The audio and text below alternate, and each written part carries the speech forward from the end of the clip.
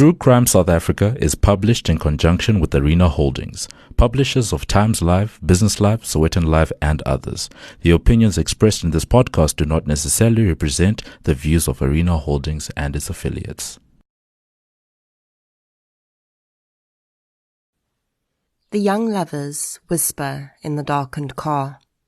They're excited to once again be in each other's arms.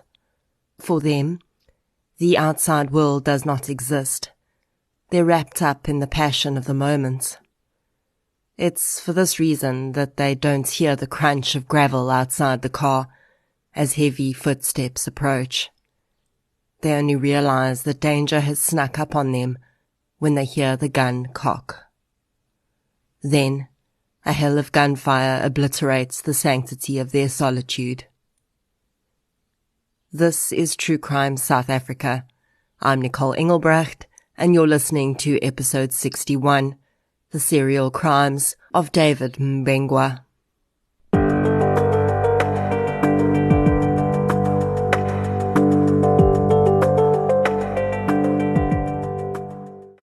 This episode is sponsored by the exhilarating new movie, Midnight in the Switchgrass. And let me tell you, true crime fans, this movie is for you.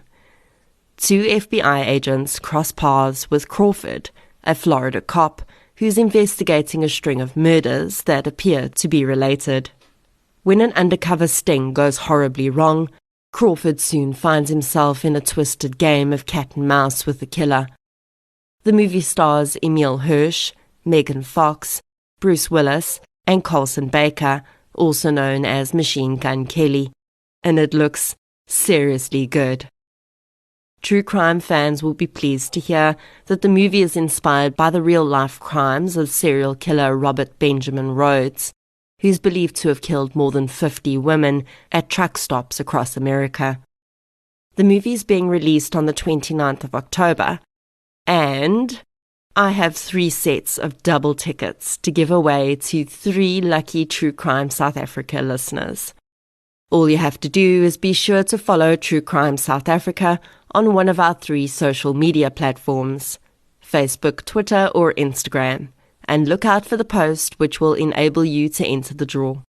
I know what I'm doing on the 29th of October, so make sure you either book your tickets for the release of Midnight in the Switchgrass or enter our giveaway today. Before we get into today's episode, I'd like to thank our new Patreon supporters. A huge thank you goes out to Mariska, Antoinette Brigaglio, Hannah Bolton, Yolandi Heppel, Luke Kotza, Leonie Eibach, Christoph van der Linde, Ivanka Visser, Tina Santhia, and Christine Pillay for your support on Patreon, as well as Christo Roth for your support on PayPal. Thank you so much, everyone. Your support really does make a huge difference. If you'd like to support the show on Patreon or PayPal, I'll leave a link in the show notes.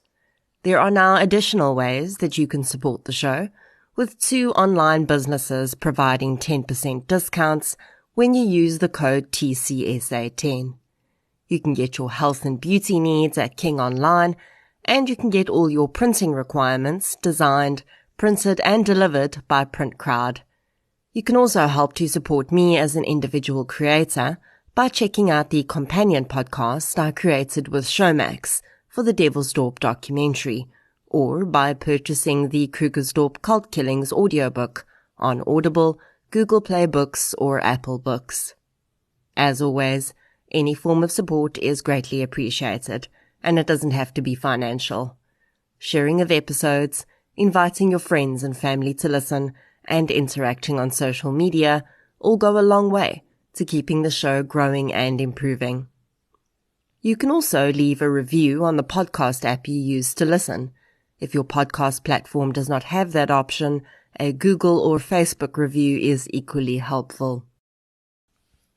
Today's episode focuses on a serial murderer, and the more I cover serial crimes, the more I start to realize that they very seldom fit the criteria that popular culture would have us believe they should.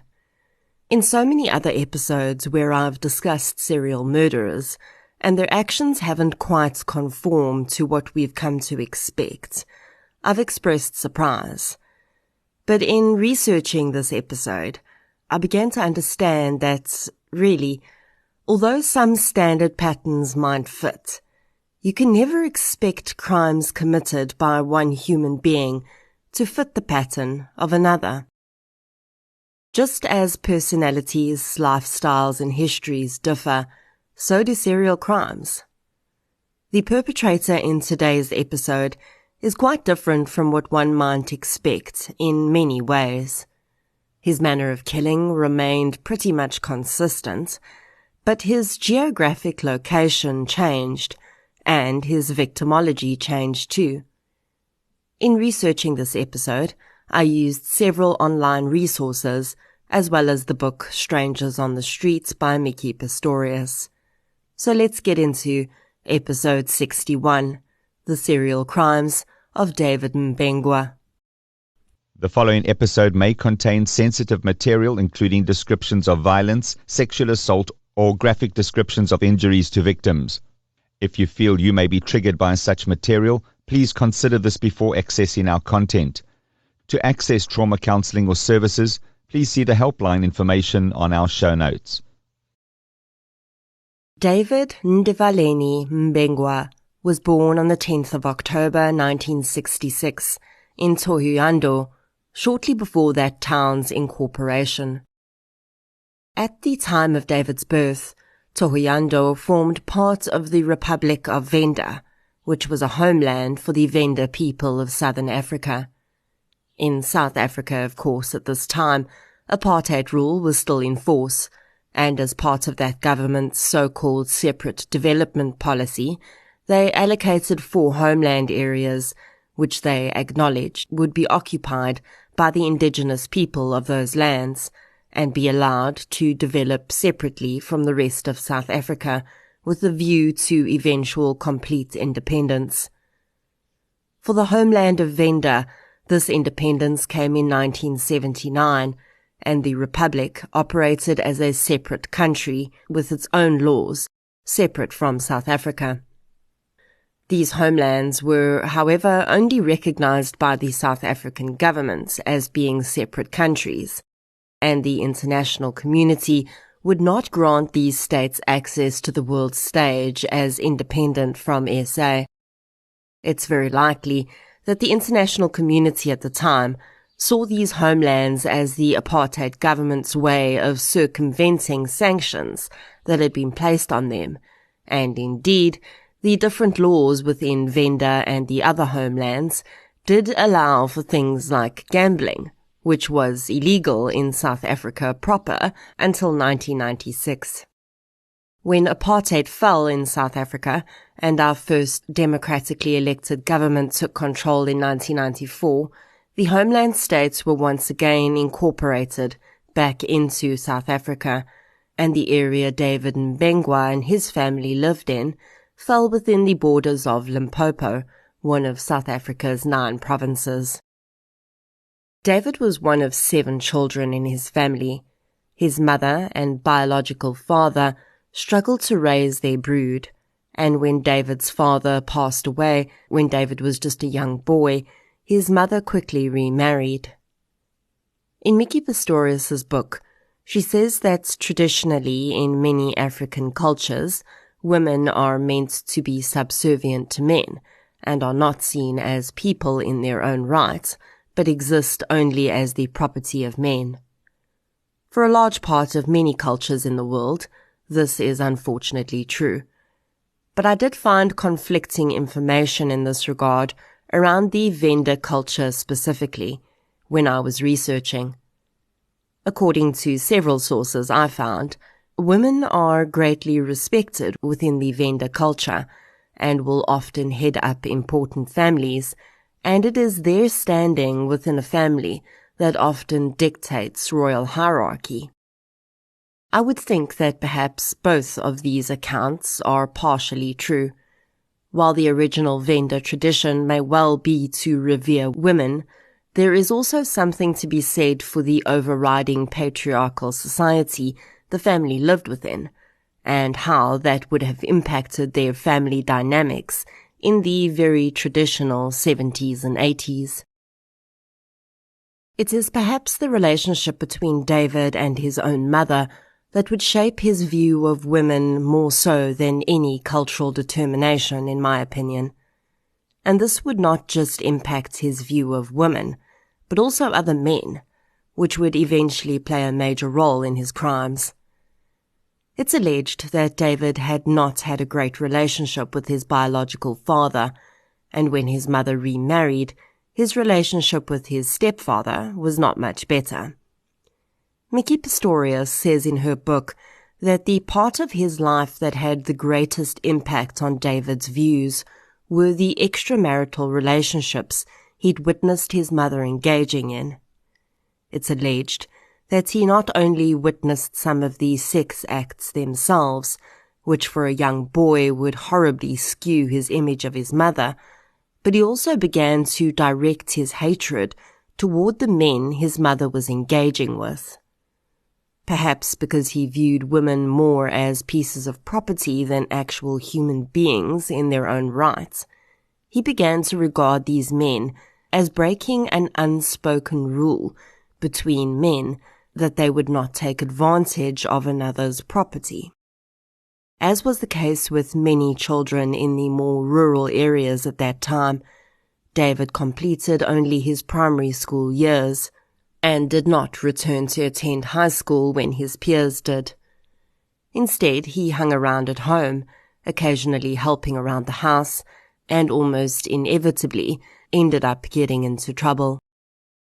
When David was 20 years old, he had his first encounter with the law when he was arrested for theft. He was imprisoned for 2 months on this charge and then released. It would be another 8 years before he would register on law enforcement's radar again.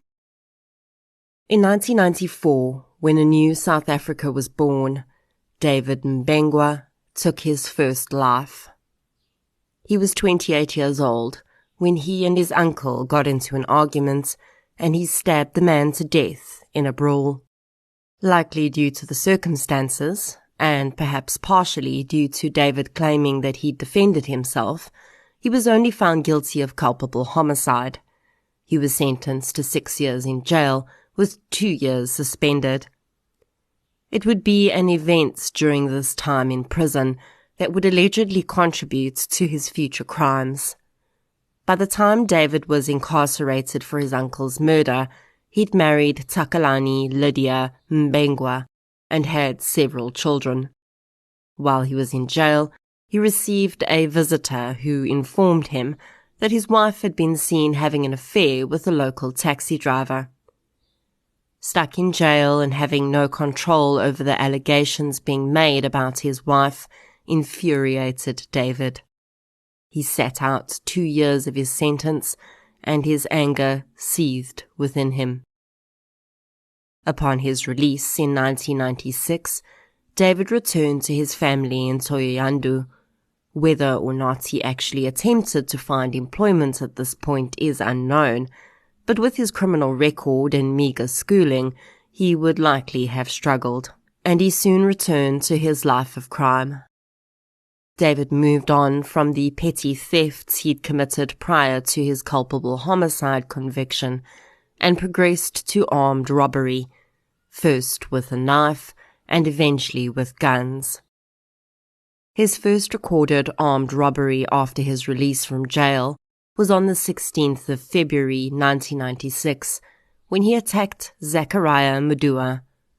He stabbed the victim and stole 3,450 rand, a cell phone, a wallet, credit cards, a Z88 pistol, a speaker, and cassette tapes, as well as Zachariah's vehicle.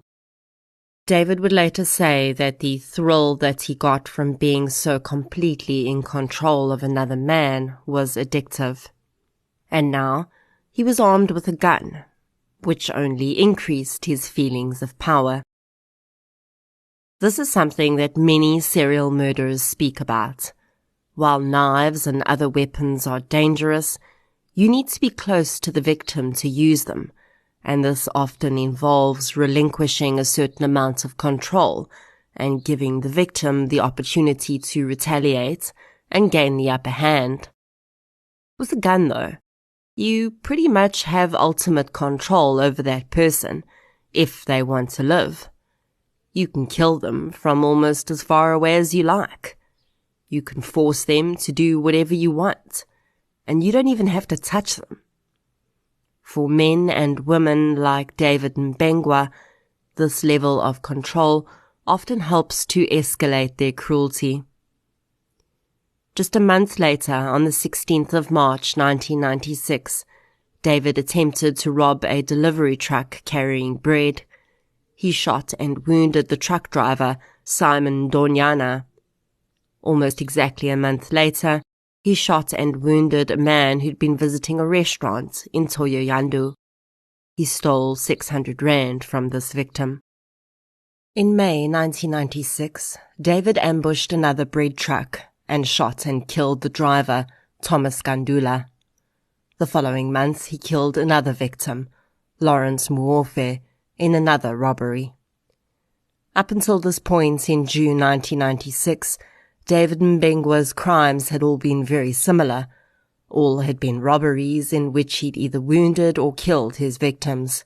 All of his victims had been adult males, and it would later be determined that there had been no need for force in order to rob any of his victims. Almost all of them willingly gave up their belongings. David Mmbengwa shot them anyway. Clearly, the murders were the point, and taking their belongings was an afterthought, and David's idea of a bonus. With 2 victims murdered in this robbery set-up portion of his series, David began to escalate and switched his method. At this point, he'd shifted into a fantasy-type situation that was closer to what he would claim had spurred his crimes. On the 31st of July 1996, Mmbengwa was roaming around in a bush area near his home when he came across a couple who'd been sitting in the long grass together to get some privacy. 34-year-old Constance Causa and her male friend, who is not named, were headed out of the bush area when they were confronted by David. He forced the couple into their vehicle at gunpoint and then made them drive into the bush. He ordered them out of their vehicle and made them lie flat on their stomachs in the dirt. He started to manhandle Constance. Her male friend would later claim that David had indicated he was going to rape her, and she fought back. 2 shots rang out in the bush, and Constance died almost immediately. Her male friend saw his chance and ran for his life. David fired 2 shots in his direction as he ran, but his aim was clearly limited to close quarters, as the man managed to escape unharmed. He immediately went to the police station to report the attack and murder. Unfortunately, they were unable to trace the perpetrator, and David continued on. It is likely that David realized that police were searching for him, and he moved his area of operation to the neighboring Northwest province. Police had already managed to figure out that David Mmbengwa was responsible for the string of robberies/murders in early 1996 in Limpopo. And on the 14th of November, David was arrested in Brits for the murder of Thomas Gandula, the truck driver he'd killed in May that year. The police needed to transport David back to Thohoyandou, but the trip is close to 6 hours, and they needed to stop over in Silverton, Pretoria, to rest for the night. While the officers transporting him rested, David was locked up in the Silverton holding cells. Overnight, he escaped. Ironically, he headed to the very place that police had intended to take him. Okay, he didn't head to the prison, but he did go straight back to Thohoyandou. He seemed to lay low for several months, and then on the 29th of April 1997, Rendani Rapunga and his girlfriend were spending time together in a bush area when David Mmbengwa suddenly appeared. He did not say a word to the couple, but immediately shot Rendani. The woman said that David completely ignored her and walked away. The woman was able to flag down a vehicle to get assistance, but Rendani died in hospital. The next time David Mmbengwa is known to have killed was on the 24th of October 1997, when he accosted another couple, Lacta Mngwedi, who worked for the Department of Agriculture, and his girlfriend. Again, without saying a single word to either victim, he fired 14 bullets into Lacta, and completely ignoring the female, he left the scene. This would be the first crime in which David attempted to hide his identity by wearing a balaclava mask. If he thought that this would stop police from linking further murders to his series, he was wrong. Less than 20 days after the murder of Lacta Mngwedi, two colleagues, Bernard Nevutalu and an unnamed man, had been attending a funeral when they met up with two women they'd previously dated. The four decided to take an opportunity to have some alone time, and Bernard and one of the women named Rebecca stayed in a minibus on the side of the road while the other couple ventured into the bush area. The couple in the bush hadn't been there for 5 minutes when they were approached by David Mmbengwa. He asked them whether they'd heard about the killer that was attacking couples in the bush. He then left that couple completely unharmed and walked to the minibus, where he found Bernard and Rebecca. Without saying a word to the couple, he fired 2 shots at Bernard, killing him instantly. Rebecca was wounded in the arm by one of the bullets. Although Bernard's firearm was laying on the floor of the vehicle, David ignored it and walked away. By January 1998, David Mmbengwa was still on the prowl. During this month, David attacked 2 separate couples and killed both male partners, again leaving the females unharmed. Korombi Ndau and Richard Ramatakiti lost their lives in those attacks. On the 9th of February 1998, David robbed a man in a residential area but did not shoot him. Shortly after this, David, his wife and children moved to Johannesburg to live with his uncle.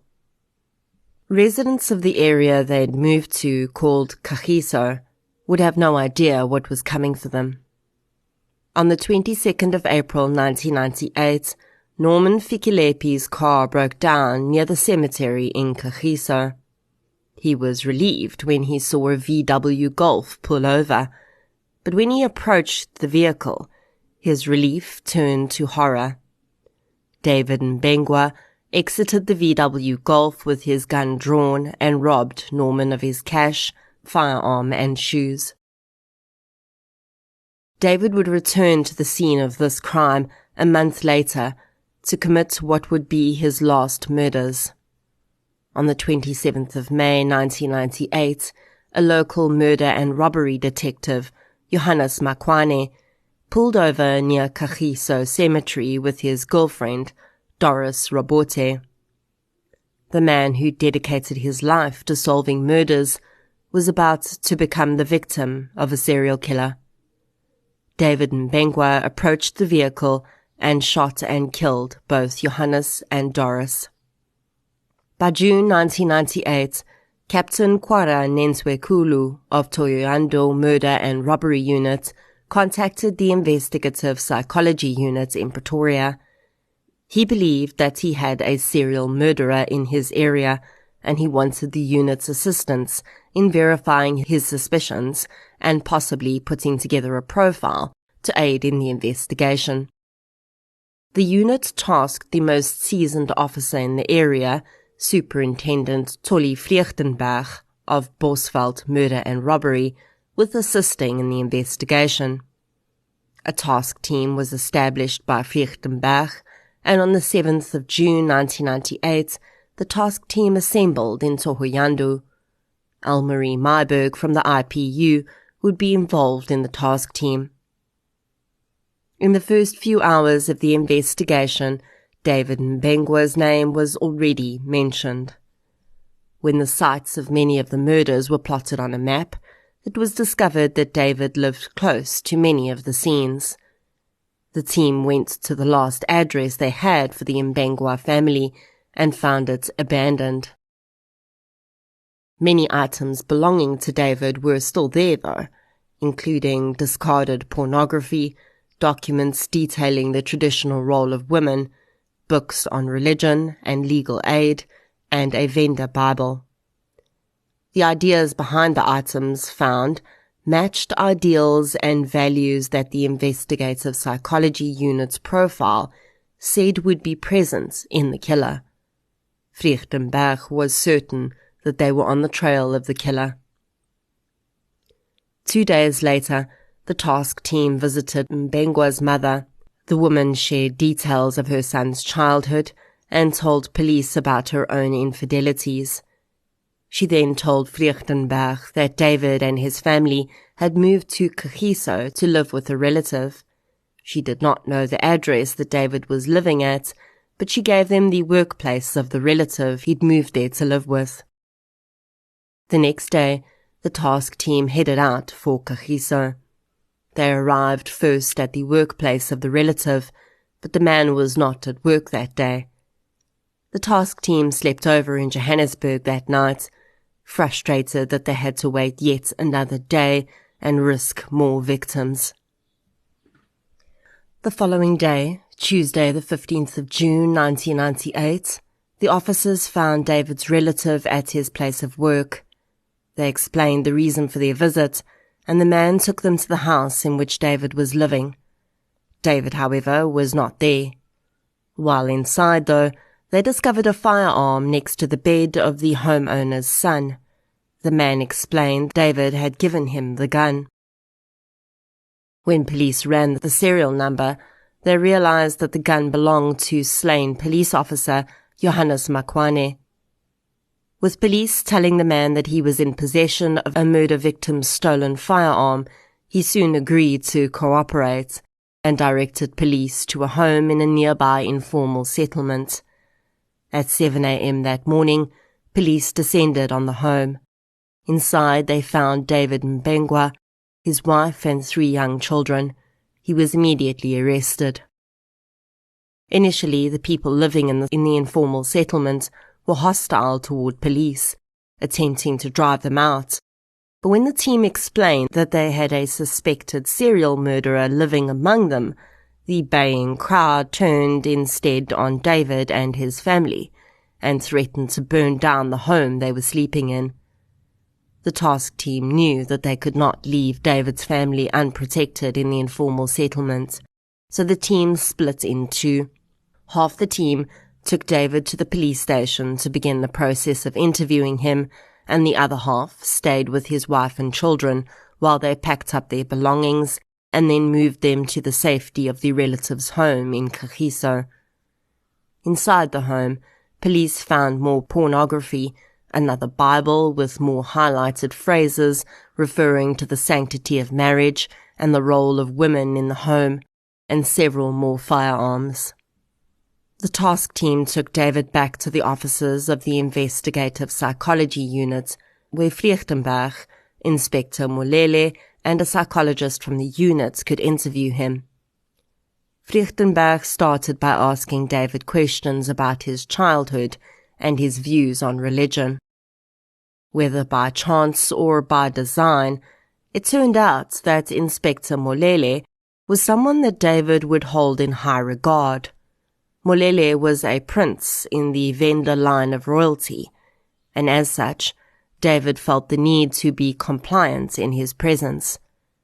This dynamic seemed to work in the team's favor when David quietly asked if he could ask a question. He wanted to know whether one could legally shoot at someone if they'd pointed a firearm at you. It would emerge that, according to David, when he approached Officer Johannes Makwane and his girlfriend in the vehicle that day, despite being distracted, Johannes's instincts had kicked in, and he had pulled his firearm on David, likely hoping to scare him off. David, though, had been unperturbed, and before Johannes could get a shot off, he'd killed both him and Doris. After admitting to shooting Johannes and Doris, the floodgates opened, and with the aid of some well-placed assurances from the psychologist and in the presence of the vendor Prince Molele, David provided a full confession. The entire interview process lasted just an hour and a half.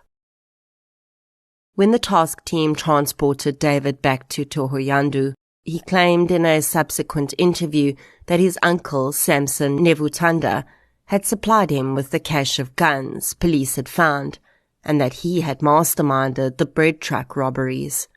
Nevutanda was also arrested. David's trial started in October 1999. His uncle stood as his co-accused for some of the charges, and the two were defended by advocate Makafola.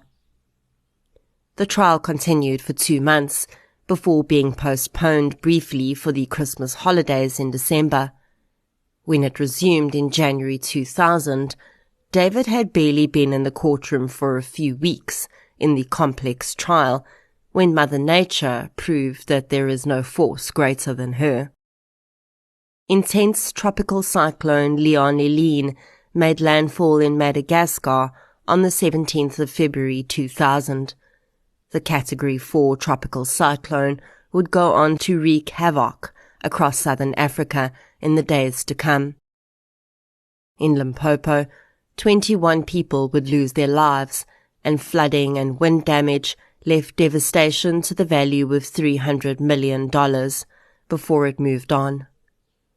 The cyclone would cause the greatest devastation in Mozambique, with widespread flooding killing 700 people and leaving 329,000 people homeless. David Mmbengwa's trial was postponed indefinitely while the province mopped up and attempted to salvage what was possible after the huge natural disaster. Eventually, in July 2001, David Mmbengwa was found guilty of 7 counts of murder and various other charges including robbery and assault. His uncle was found not guilty of his alleged involvement in the bread truck crimes. David was sentenced to 7 life sentences, plus 46 years. In sentencing David, Judge Makanya asked that it be placed on record that he was of the opinion that David Mmbengwa should spend the rest of his natural life in prison. Although South Africa ranks very high on the list when it comes to the global number of convicted serial killers, it must also be taken into account that the very act of identifying, arresting and convicting these serial killers makes us one of the best countries in the world in that area of law enforcement. Although David Mmbengwa had been active since 1996, his identifiable series of crimes started quite a bit later. It is highly unlikely that anyone would have initially linked the robbery-type murders to the couple killings, unless some significant physical evidence had been present on the scenes. The modus operandi was just far too different for anyone to believe that the same individual would be responsible. From the point of the series having been identified by the local detective, it took just 8 days for a task team to identify the correct suspect and arrest him.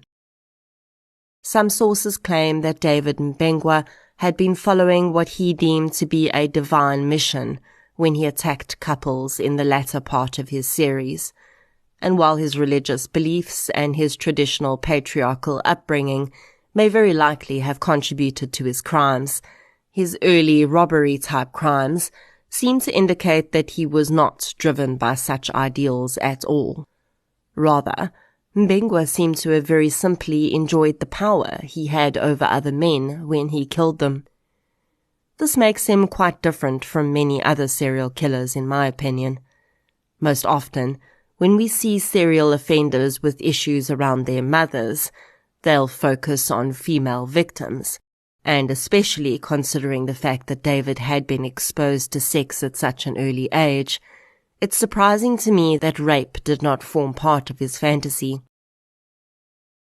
Of course, we must keep in mind that just because a sex act is not performed does not mean that the serial offender did not draw some form of sexual gratification from the crimes. Sometimes, control is all it takes. It is certainly not uncommon for serial killers across the world to target couples. The still unidentified so-called Zodiac killer, who was active in the 60s and 70s in the US, targeted couples too, but he killed both the males and the females. This killer also used a gun in his crimes. David Berkowitz, another American serial killer who was active in the 70s, also used a firearm and often seemed to target couples. He too, though, would kill or attempt to kill both parties, and often his targets were not romantic couples, but rather just friends walking together. Cedric Make, another South African serial killer who I covered in episode 15 of the podcast, did target couples in one part of his very complex and multifaceted series. He used a combination of rocks and a gun to kill, and while he also often let the females live, he killed the male partners and then raped the female partners. So this is something that I feel really makes David Mmbengwa quite unique as a serial offender. His patriarchal view of women seemed so advanced that he didn't even see the point of killing a woman. Although he did seem to have a keen interest in pornography, there was only one occasion on which he indicated an intention to rape, but he never did. Although David made very little effort to avoid detection, he did seem to be smart enough to know that if he changed up his modus operandi, he would prevent early detection. As interesting as it is to delve into the psychology of these serial offenders and dissect their motives and actions, the most important thing for us to remember is that David Mmbengwa took the lives of at least 9 people. He may have only been found guilty of 7, but there is enough evidence to strongly indicate the other 2. He also attempted to kill countless more victims, leaving those people with physical and emotional scars for the rest of their lives. As I say every time I cover serial murder cases, it pains me that so little information is available about the victims in these cases. Every single one of those people were just ordinary human beings going about their lives, doing their jobs or spending time with someone they liked or loved, when David Mmbengwa decided that they would become the target of his skewed thinking. For David, it was not enough to steal their belongings, their sense of safety and their dignity. He had to wield the ultimate power over them and also steal their lives. The ripple effect of what David did to the community he'd grown up in must have been immeasurable. 9 people, many of them sole breadwinners for their families and heads of their households, were ripped away, leaving already struggling family members destitute and grief-stricken. How many little boys did he rob of the opportunity to grow up with their dads? How many lives did he forever alter when he selfishly took those 9? Although we know desperately little about these people, and we have no idea how massive a hole their passing created in the world, I will end this episode with their names, so that they remain at the forefront of our thoughts. Thomas Kandula, Lawrence Muofe, Constance Khoza, Rendani Rapunga, Bernard Nevatalo, Kurombo Ndao, Richard Ramatikiti, Johannes Makwane, and Doris Rabote. Rest gently.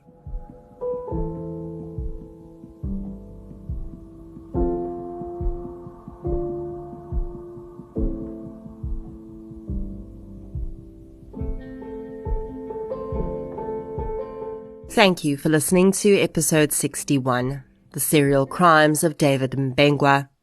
If you enjoyed this episode, please be sure to subscribe to the show on the app you're using to listen right now. You can also follow us on social media. We're on Facebook, Twitter, and Instagram.